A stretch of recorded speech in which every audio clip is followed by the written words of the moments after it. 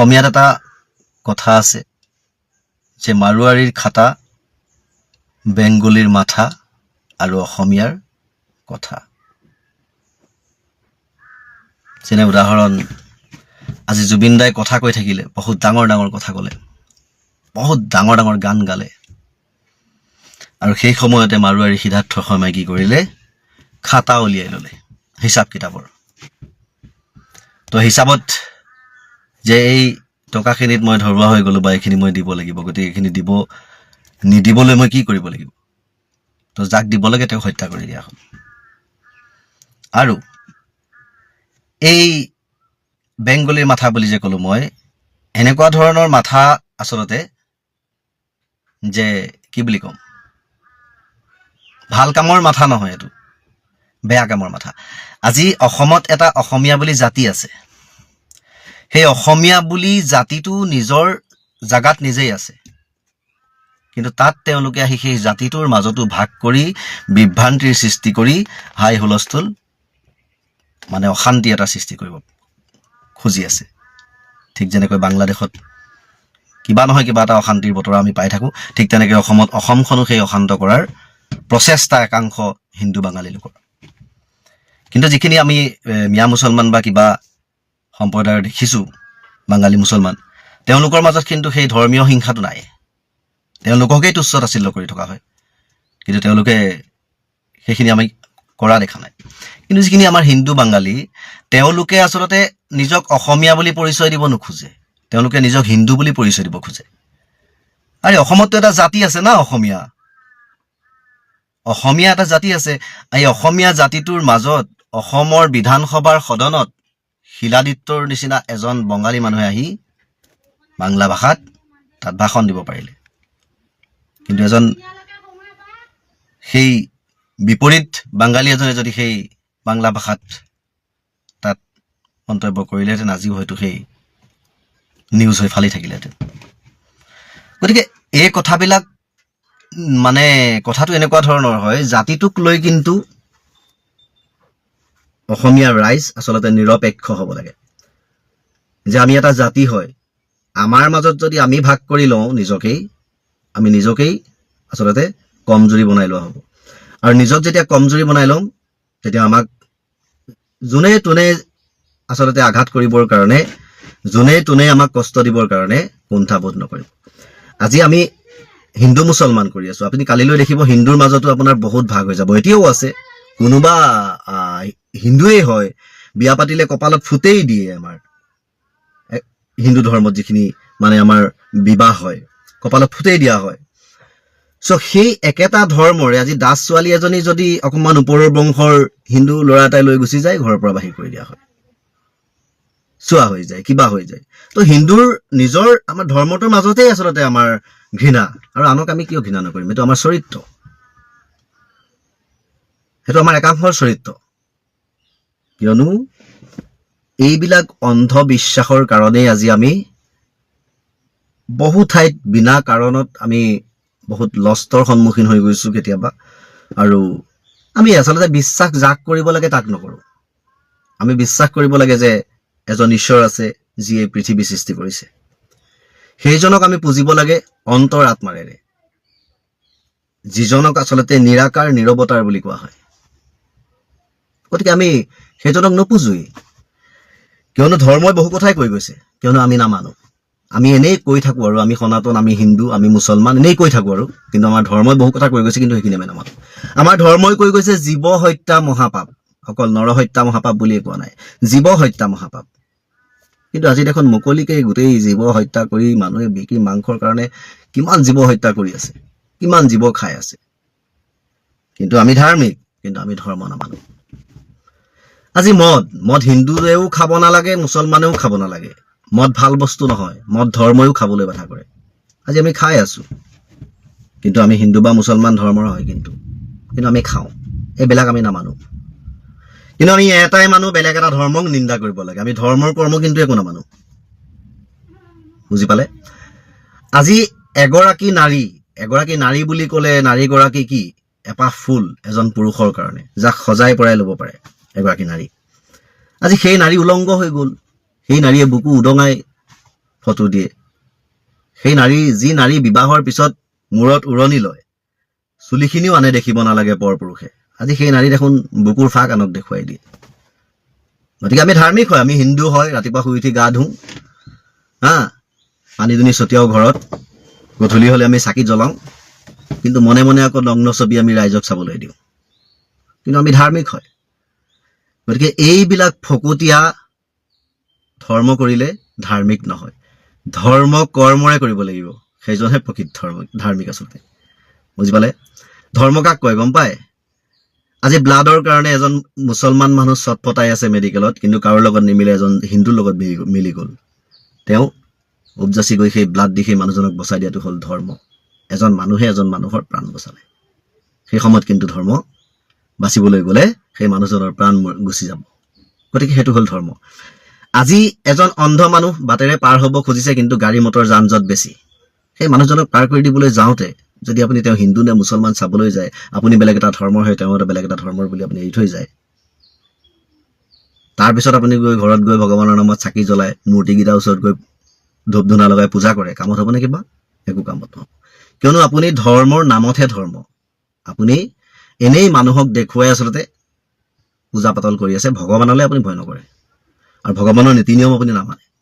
গতিকে তেনেকুৱা এজন ধাৰ্মিকক ধাৰ্মিক বুলি কৈ কোনোবাই, ধৰ্মগুৰু বুলি কৈ কোনোবাই, বা কোনোবাই এজন ভাল আচলতে স্বৰ্গীয় মানুহ বুলি ক'ব পাৰিবনে বাৰু?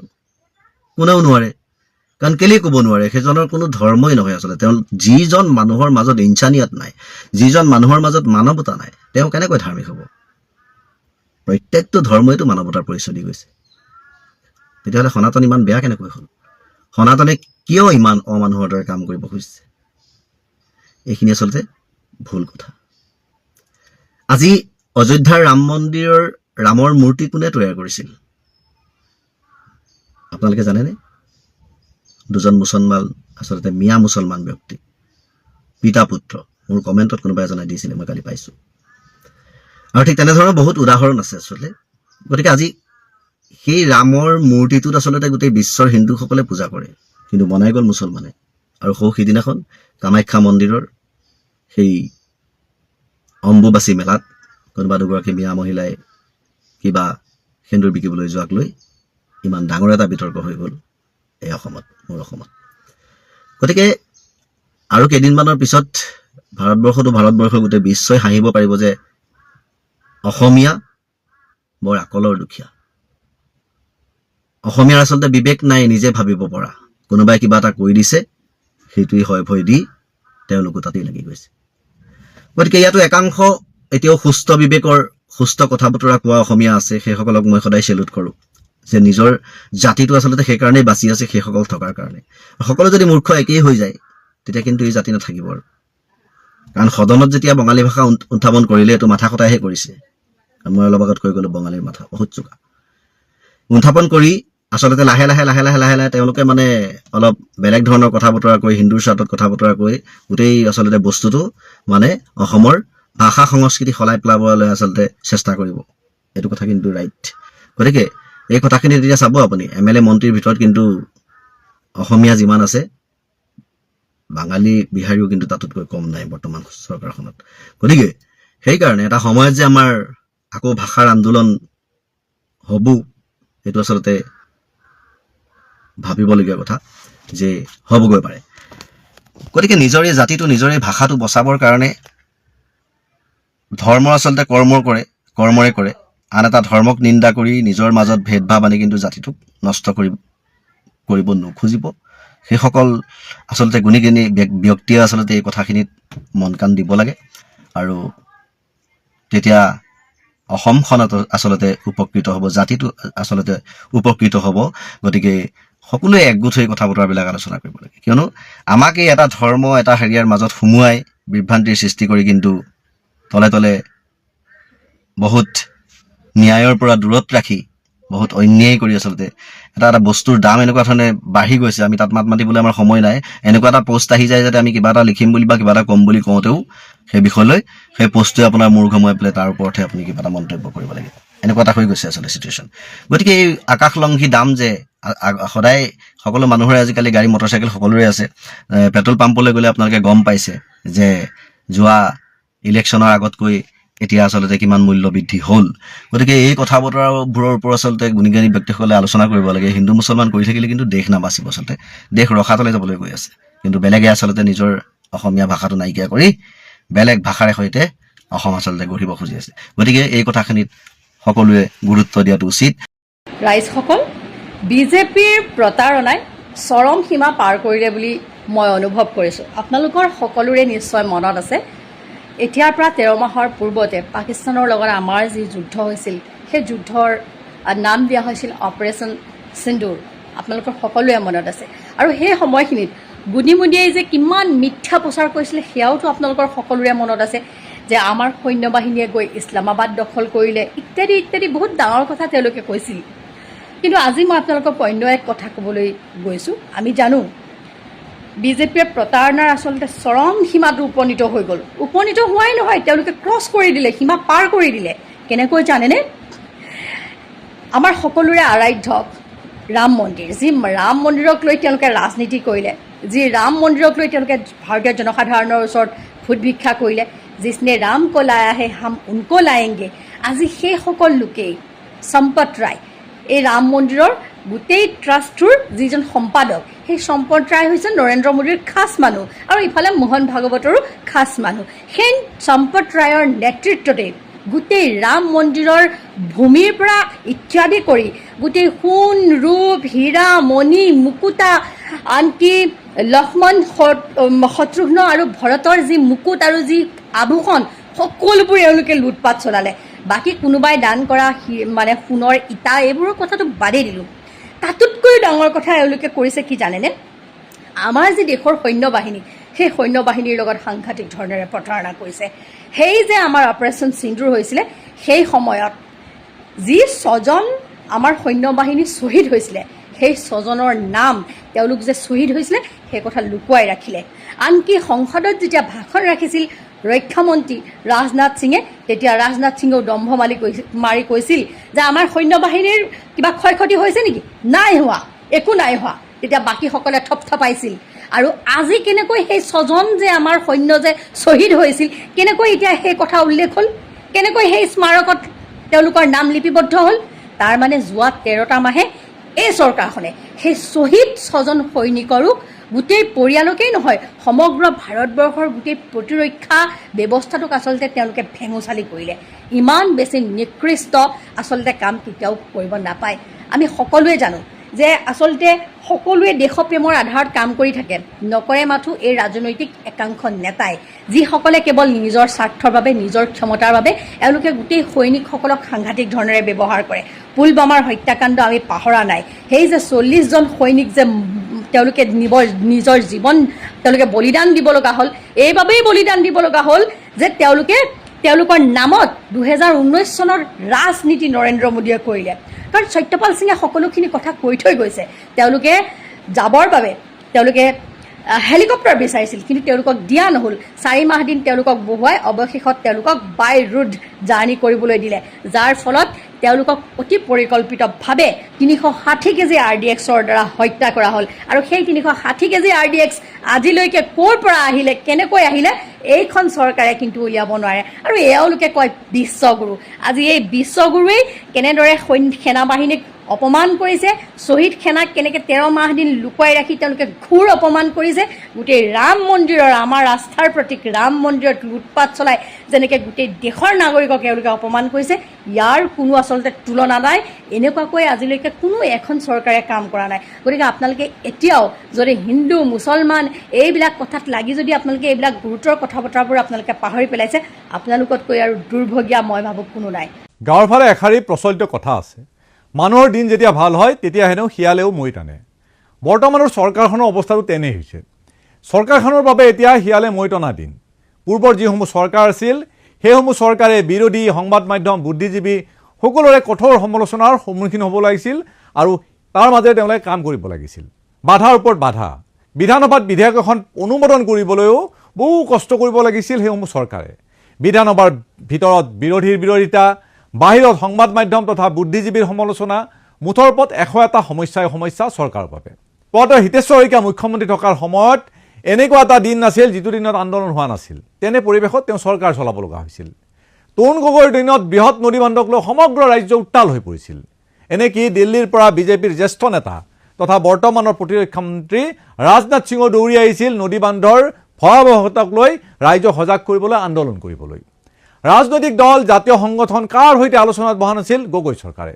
কিন্তু আন্দোলনৰ প্ৰকোপ কিন্তু নকমিল। সেই আন্দোলনৰ প্ৰকোপত সেই সময়ত সৰ্বানন্দ সোণোৱালৰ চকী থৰক বৰক হৈছিল।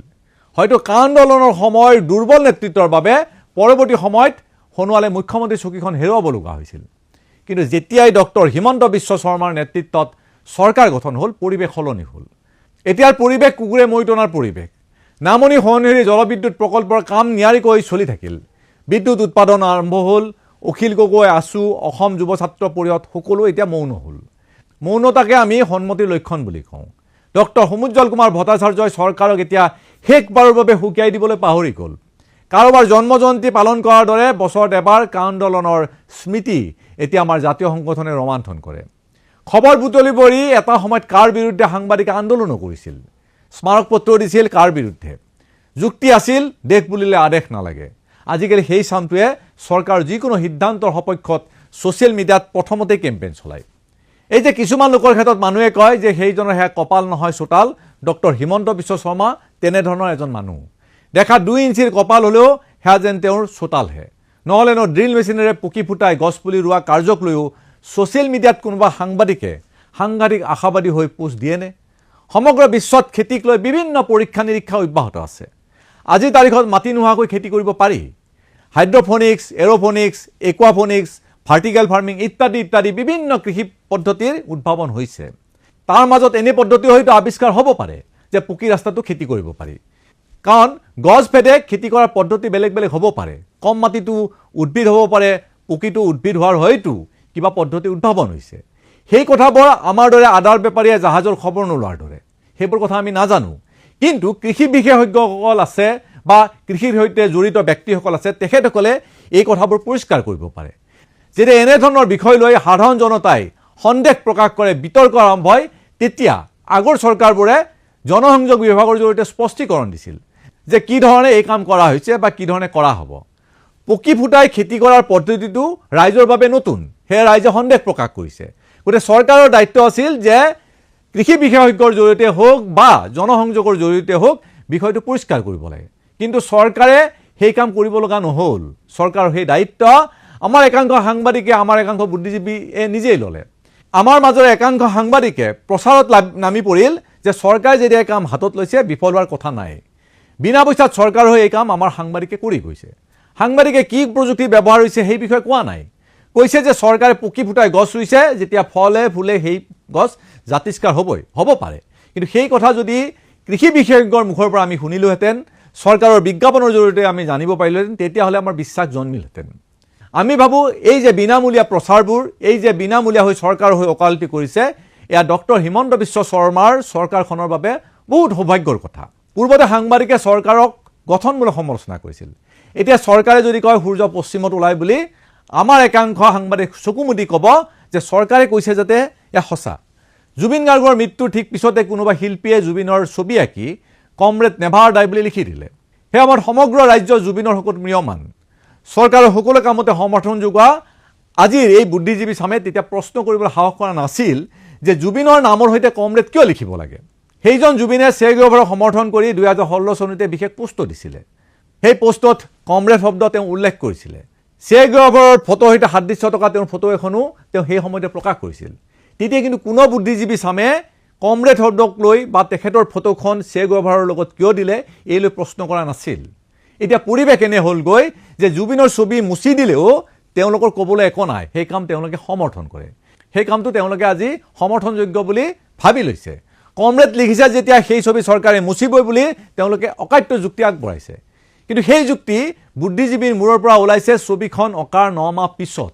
অৰ্থাৎ 9 মাহ পূৰ্বে তেওঁলোকৰ সেই সাহস নহ'ল যে ইয়াত কমৰেড শব্দটো লিখিব নালাগে বা এই শব্দটো লিখা বেয়া হৈছে বুলি প্ৰশ্ন কৰা সাহস নহ'ল।